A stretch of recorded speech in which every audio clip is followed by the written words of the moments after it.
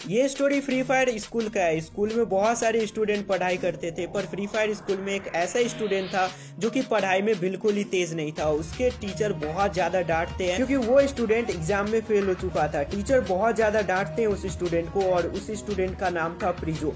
प्रिजो बहुत ही ज्यादा दुखी हो जाता है क्योंकि उसने सोचा नहीं था कि वो एग्जाम में फेल हो जाएगा। प्रिजो बहुत ज्यादा दुखी हो जाता है, और बहुत सारे जो स्टूडेंट थे स्कूल के वो बहुत ही ज्यादा हंसने लगते हैं प्रिजो पे, और प्रिजो का मजाक उड़ाने लगते हैं। प्रिजो का जब मजाक उड़ाने लगते हैं जब स्टूडेंट, तो प्रिजो बहुत ज्यादा नाराज हो जाता है और वहां से चला जाता है। जब प्रिजो घर पहुंच जाता है तो वो बहुत ज्यादा दुखी होता है और घर के अंदर चला जाता है, और घर के अंदर जाके वो अपना रिपोर्ट कार्ड देखता है। और रिपोर्ट कार्ड देखने के बाद वो बहुत ही ज्यादा दुखी हो जाता है क्योंकि उसके रिपोर्ट कार्ड उसके मम्मी पापा देख लिए थे। अब प्रिजो के मॉम डैड बहुत ज्यादा गुस्सा हो जाते हैं प्रिजो को, और प्रिजो को बोलते हैं जो तुम अब मोबाइल टच नहीं करोगे, मतलब मोबाइल को भी नहीं यूज करना है। प्रिजो बहुत ज्यादा दुखी हो जाते हैं और फिर से वो कल होके स्कूल के लिए निकल जाता है। जब वो स्कूल से जा रहा था तो उसके क्लास के 2 स्टूडेंट वहीं पे थे, और वो देख के बहुत ही ज्यादा निराश हो जाता है प्रिजो, क्योंकि जो स्टूडेंट थे वो प्रिजो को बहुत ज्यादा मजाक उड़ा रहे थे, प्रिजो पे बहुत ज्यादा हंस रहे थे। प्रिजो तो बहुत ज्यादा दुखी हो जाता है, वहां पे रोने भी लगता है, पर वो डिसाइड करता है सुसाइड करने का। प्रिजो सुसाइड करने का डिसाइड कर लेता है और वहां से चला जाता है। कुछ समझ नहीं आ रहा था और वो ट्रेन के पटरी के पास चला जाता है और ट्रेन के पटरी के पास आ जाता है। तभी उसके पास आता है व्हाइट ईगल। व्हाइट ईगल आता है तो हैरान हो जाता है प्रिजो, क्योंकि वो नहीं जानता था व्हाइट ईगल को। व्हाइट ईगल प्रिजो को बोलता है फाइनली तुम्हारे पास मैं पहुंच चुका हूँ, चलो मैं ले चलता हूँ सुसाइड क्या होता है वो बताने। प्रिजो को लेके आता है व्हाइट ईगल एक जगह पे जो कि काफी ज्यादा खतरनाक था।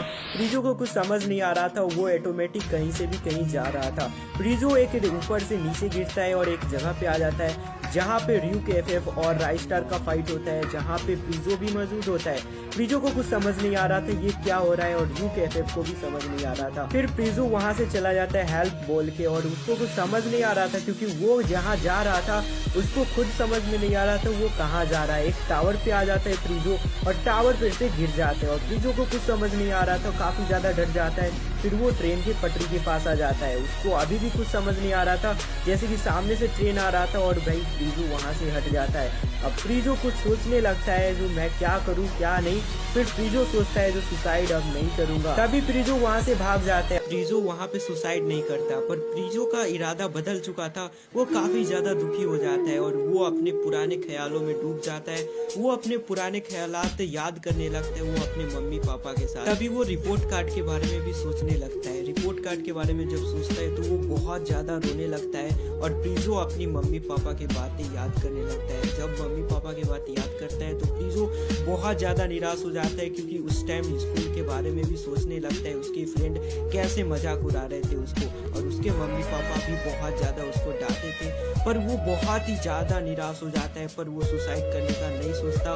उसके बाद वो वहां से हट जाता है, और प्रिजो सोचने लगता है सुसाइड करने से कुछ फायदा होने वाला नहीं है, मैं अपना लाइफ फिर से बनाऊंगा। तो गाइस आप सभी को ये स्टोरी कैसा लगा कमेंट करके बताना।